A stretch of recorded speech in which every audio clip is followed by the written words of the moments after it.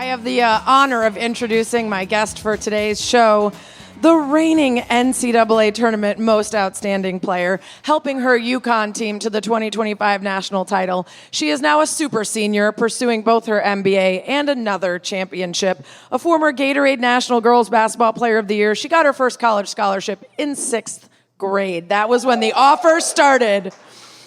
Host of the brand new podcast, Fud Around and Find Out, the People's Princess. It's Azzi Fudd. So excited to talk about the podcast, but first, let's just talk about your championship summer. What's been the most fun thing you've done as a champion? Oh my gosh, I've done some incredible things, but I feel like just waking up every day and being like, I won a national championship, like nothing tops that. Yeah, I mean, that feels pretty good, except for so does, like going on cool shows and meeting celebrities. Have you gotten to do some of that too? When I was in New York, we went to a Broadway show, or first we went to dinner at Say Less. Yeah, shout out Say Less. And we got to meet Alicia Keys.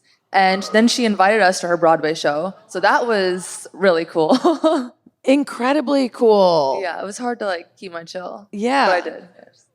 Is there a celebrity that slid into your DMs or sent you a message after the title that you were particularly excited to hear from? I did get some really sweet messages. But I think one of the cooler ones was being posted on Barack Obama's story. It was just random. I wasn't expecting it, and he didn't send a message or anything, but just to see that was really cool. It's nice to know he's watching. Yeah. And He knows should come who to you a are. game, yeah. You're like, Barack Obama knows who I am. Exactly. Did you get to hear from your namesake, Jennifer Azzi? She did reach out, I think. I'm pretty sure she reached out. Hard to keep track. Yeah, I'm really bad with, yeah. Tell us that story about being almost destined for basketball greatness from the moment you were given that name. Yeah, seriously. So Jennifer Azzi was my mom's favorite player growing up, and she met her one time at some All-American camp, and right away she was like, if I have a daughter, I'm going to name her Azzi. I just stuck with her, and I'm really glad she did. I love my name, so thank you, Mom. Thank you, Jennifer Azzi. But yeah, I mean, both my parents are coaches. They both played college and professionally, so I grew up in a gym, grew up with the name. It was meant to be. Was there ever a moment when you were a kid where you were like, that's enough basketball, or I don't feel like doing it today, or was it always something that you were into just as much as they were? I actually didn't want to start playing basketball. Like I said, they coach. So I grew up going to tournaments, watching them coach. And I didn't want to play because I saw the way that they yelled at their players. And I was like, I don't want to be yelled at. So they made me start playing. And then once I started, I fell in love with it. And I was really bad at first. I liked it because I liked my friends and my teammates. And then when they were like, let's get extra shots up after practice, I'd be like, why? And then I learned to love the work and everything you put in. So it took a minute, but I love it. Something tells me you were never bad. I feel like that's when supermodels are like, I was so awkward growing up. And you're like, no, you weren't. Something tells me you always had it. How long did Coach Gino Auriemma allow you to celebrate before calling or sending a text about what to work on next? He actually, they were very chill. All the alums always told us, when you win a national championship, you're going to see a different side of them. And that's kind of what it was. We went in and did stuff, but there was no, usually, or in the past, we've lost and the next week we're back in the gym because that's what we want to do. But we would work out when we wanted to. We'd go lift together. And then it was you would just text and request one. It was kind of weird. It was weird. This sounds like a kinder, gentler Gino. And I have to say, we had him on the show, and I was expecting more of the gruff old man kind of guy that you hear about, how tough it is to play at UConn and the standards that he set. And he was so kind and nice and fun and easygoing. And I do think I've heard from players who played for him back in the day that he has gotten a little bit different as he's aged. What do you hear from the alums about the Gino they got versus the one you're getting? Oh, they have some great stories. But they definitely say that he has gotten a little nicer over the years. They tell horror story practice stories, and I'm just grateful that I didn't experience that. But don't let that fool you. He is sweet. He has his moments, but he still has that toughness, that meanness in him. He gets it out. Yeah, he said he's had to adjust as players have adjusted. And there's a lot of conversation about that players back in the day right or wrong, and in some cases wrong, we're used to the kind of coach that just screamed and screamed, and that young folks these days are like, no, we're good. We don't really want to deal with that. And so do you think you fit into the stereotype for the more new generation of player, or do you want someone to really get on you and tell you what you need to work on and make you cry sometimes in pursuit of greatness? What's your style? I definitely want him to get on me, and like that's how I was raised with my parents coaching me. They did yell at me even though I didn't want that. So that's what I like. Like I want someone to, I need that criticism, tell me what I'm doing wrong, tell me how I can fix it, what I can get better at. But he doesn't yell at me a lot, which again, I won't complain about. But I definitely do get a little bit easier than some of my other teammates. Well, and also like the coaches that want the most for you and then are in tears when things go well are the ones you want to work the hardest for.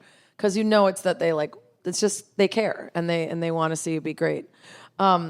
This season was a huge one for UConn. Before you ever won it all, there was so much pressure already on the team. And there was a lot of conversation in particular about trying to get Paige Bueckers a title before she graduated. This idea that she would be the most decorated and celebrated player at UConn who didn't end up with a ring before she left. Is that something y'all talked about openly? Like, we got to win this for Paige. Let's address this in the locker room. Or was it more of a just elephant in the room that no one wanted to say out loud, but everyone knew, like, we really want to do this for ourselves, but also for her in her last shot? Yeah, I wouldn't say that we talked about it too much. I think it was just that thing that like we all knew.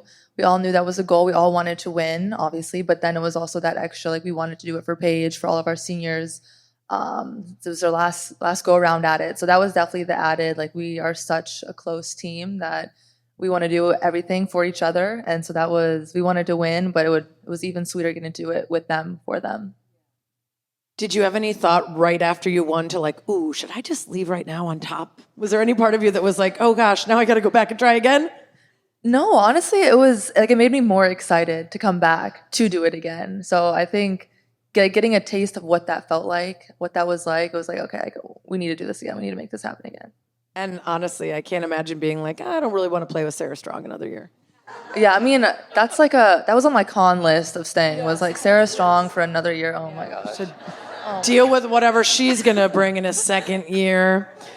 You will be back for one more season and a chance to go back to back. I'm sure you've heard about the, championship hangover, how hard it is to be hungry all over again, to want it as badly once you've already won. How do you prepare yourself as the leader of next year's team to make sure that those who already have one championship want another one just as bad? Yeah, I think that our team is super special in a sense that everyone is super motivated on like by themselves. And I mean, you have to have that just to be at UConn. But like you can tell, just in our summer workouts, like you could tell, like, yeah, we won a national championship, but in May, like they were putting in work on their own. We came back in June and we had some really great summer workouts. So it was really motivating to see, to get that kind of sneak peek of what the team's going to look like. But I think having everyone on the same page that's motivated, that's like locked in, like not letting the details and the little things get brushed under the rug, like we're addressing it. So I think we have a really good foundation. Is it nice to be the big dog by yourself, like the real OG on the team now? Because, Paige, obviously, you guys had both been there a long time and fought through various injuries and had these great stories to get to the championship game. But with her now on to the W, you're the queen bee. Do you like that? It's weird. It's weird being the oldest. I don't know. Like, I feel old. Like, freshmen are coming in, they're 17, and I'm like, ugh. They're talking about all like the high school slang and brain rot, and I'm like, we're not that much apart, but it feels like it. But it's going to be weird not having her, obviously, but it's going to be fun, and I'm super excited for what this year is going to hold for me. If you think you feel old now, let me tell you, girl. So in addition to pursuing your MBA, trying to get another title, you're starting this podcast, Photo Around and Find Out. What can we expect? Tell us what you want to talk about on the show. Yeah, I'm super excited.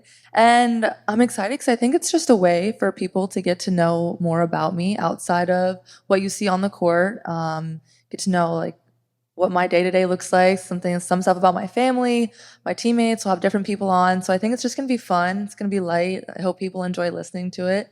But yeah, really just going to get to know more about me. Are there podcasts you like listening to that either you're drawing inspiration from or you just are like, oh, that's fun. Like maybe we'll do some of that, some of this. I like Cameron Brink's podcast. I like her a lot. But you have a podcast. Do you have any tips for me? Good Game with Sarah Spain. Everyone's already subscribed. She's got merch on. She's a slice. Our listeners are called slices. I like that. Don't steal that. I won't. I promise. It also wouldn't make sense for your show, but still don't steal it. Do you have any suggestions for me? Any tips? I would say just be as authentic as you can be because everybody is there because they already love you and just want to know more. And letting people in on stuff that you might even think is boring, actually people will love to hear about. Like, what are practices like? And how are you balancing everything at school? And, you know, what are your friends who aren't athletes like on campus? And do you sometimes wish that you could just do what they do and not have practice every day and all the demands of sports? Like, it's surprising how much people just want to hear what the real stuff, even if it doesn't seem that exciting to you. And also, like, use Paige and all your fancy friends to bring all the other athletes on. Like, this podcast, Sue Bird was the one who reached out to see if I wanted to do it. And I was like, okay, but I get your Rolodex, right? And I haven't fully used it, but I intend to. So make sure you use all your fancy friends to help you book guests. That's my other tip. What are some of your favorite things that you want to share with fans that they might not know about you? Things you're into, like TV shows and movies or food or fashion? Yeah, I do love food. I love to read. I'm kind of getting into fashion, so that would be a fun thing to talk about. But like really, I plan on talking. I plan on being all over the place from practice, class, my friends, my non-athletic friends, my NART friends, really everything. Yep. It feels like also the name Fud Around and Find Out. Every episode you could have some sort of example of someone who fudded around and found out. We're going to have something like that. Okay. Okay. All right. I like that tease. Also on the fashion side, I was talking to an NWSL player recently, Allie Sentnor, and she was talking about how exciting it was for the U.S. Women's National Team Players Association ball that they had a stylist come and just put racks and racks of clothes out and she could pick anything. And it was her first time really experiencing that. So I know you said you're just getting into fashion. I think people would love to hear stories about whether you're getting sent clothes to try on and wear or whether you're kind of learning what your own personal style is with the help of people, because it's such a huge part of women's basketball now. Is that something that feels natural to you, the intersection of basketball and fashion, or are you having to sort of like kick the tomboy part out and embrace the other side of yourself? Yeah, I definitely wouldn't say natural. I mean, I wore a skirt last night and a skirt today for the first time probably since my high school uniform.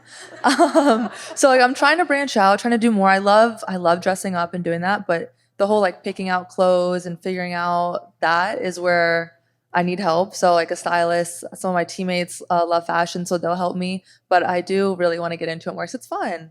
It really is. It is, and I think also like the way that women athletes are now able to sell things, be great, you know, advocates for brands and outlets is because they're so authentically themselves and we really believe what they're telling us they like and care about and watch and listen to and wear in a way that I think like standard influencers, we're just kind of not buying it anymore. Like I don't believe most of the people on the internet when they say they use something. I'm like, okay, we got paid for this. Whereas female athletes, I'm like, watching them play 2 hours with their makeup staying, and I'm like, okay, well, there's an ad right there. Like, what is on your face? Let me go get that.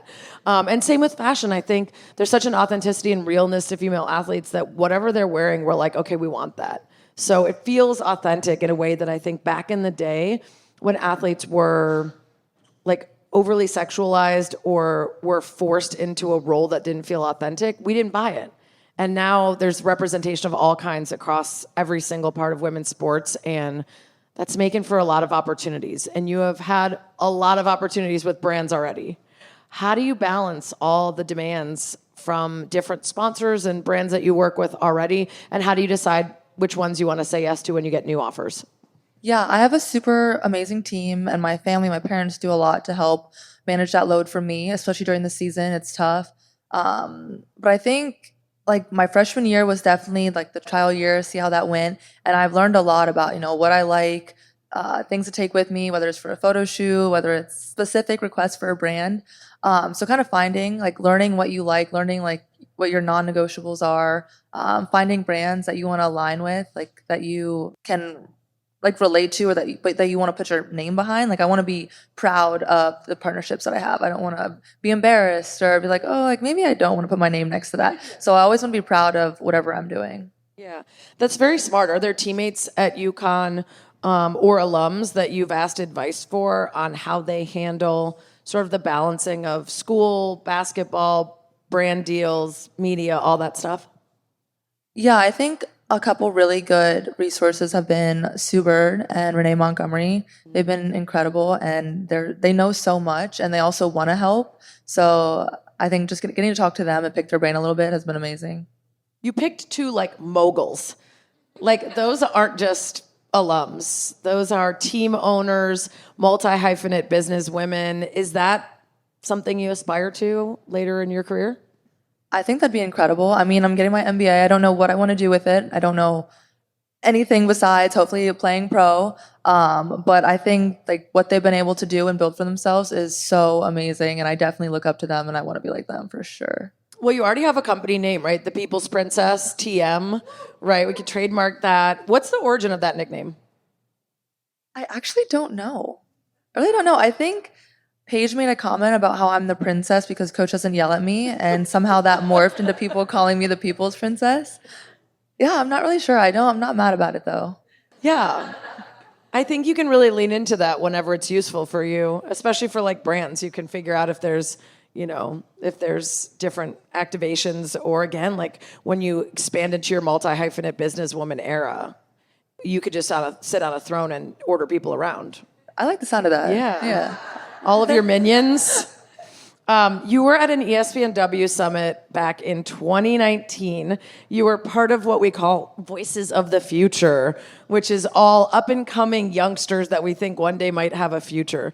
And honestly, it felt inevitable back then that you would be sitting here, a national champion, on your way to the W. Has there ever been a moment throughout your career from being a youngster to now where you doubted that, where you felt like, I'm not going to make it, or you had fears that the hype was too much? Definitely. And I think both of those times were when I was hurt coming back.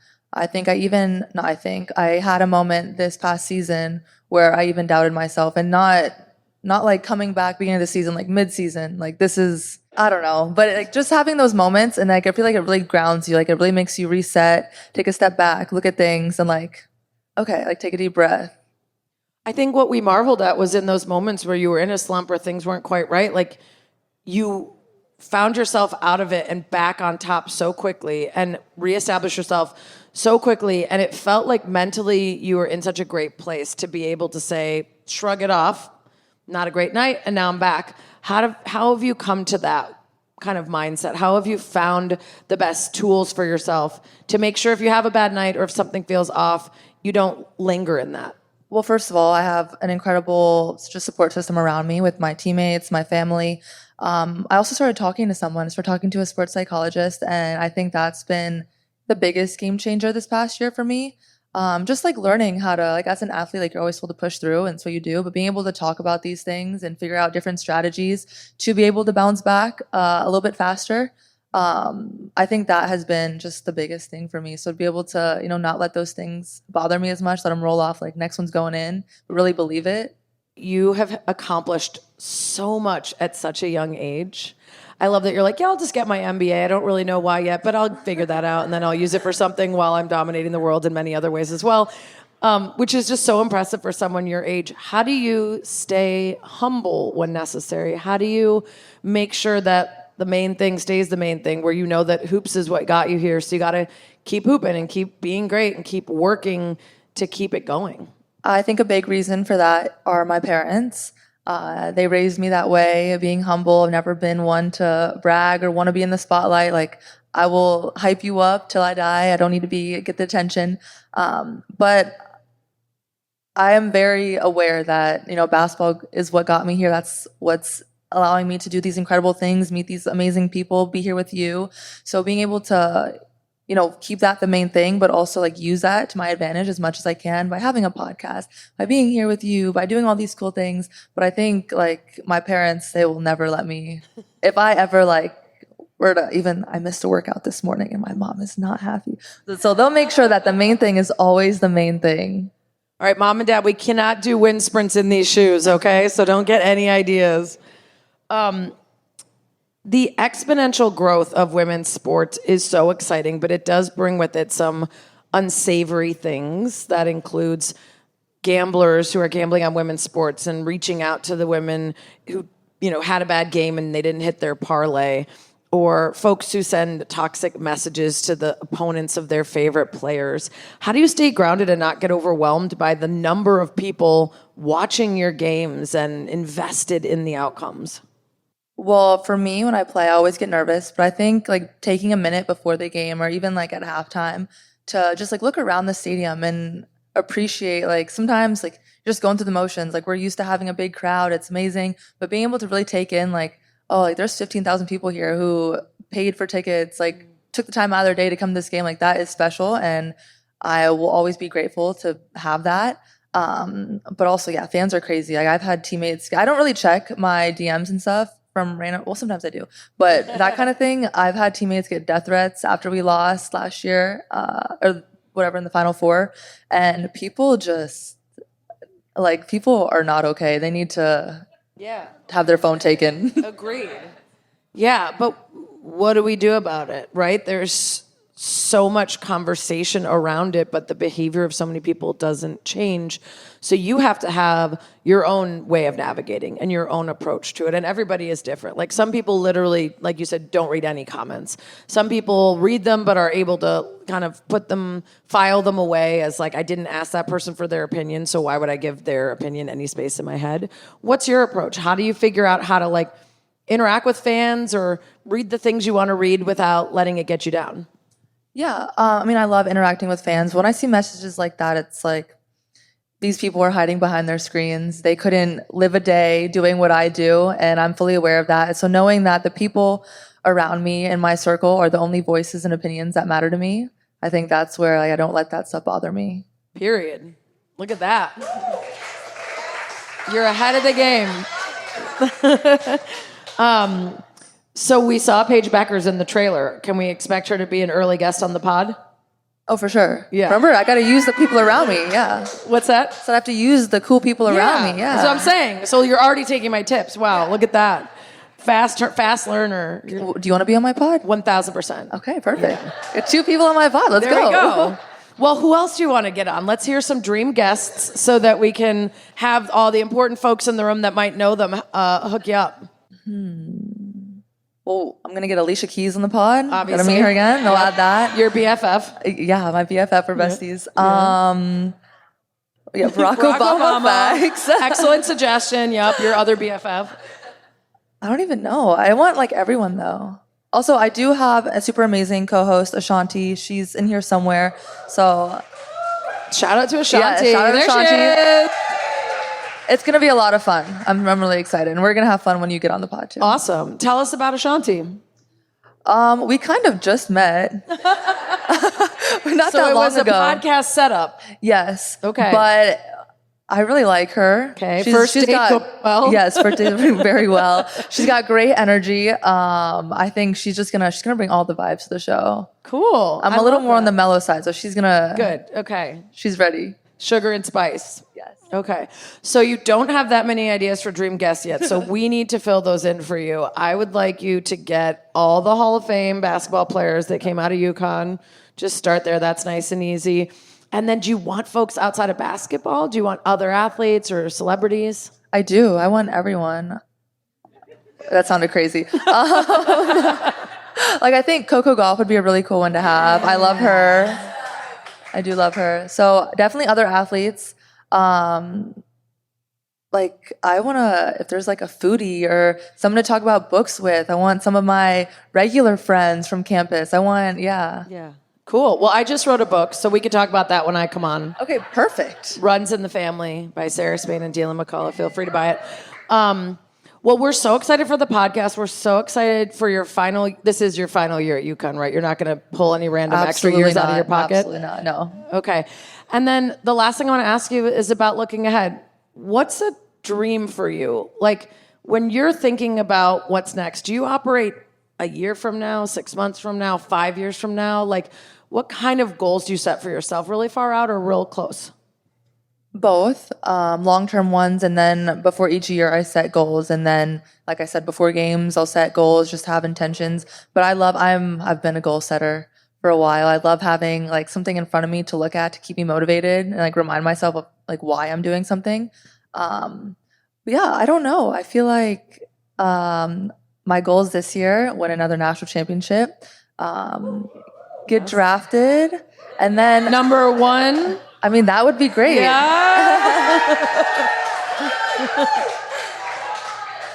But like I said, I'm getting my MBA. I have no idea what I want to do. So I'm kind of just hoping that, I don't know, I'm going to meet someone super cool like you. And Yeah. I don't know, Perfect. or go from there. Well, if things work out, if you're like, I don't know, Sue Bird, you won't have to figure that out for like 22 years. You can wait a long time before you have to be the business. I was going to say the bitch word.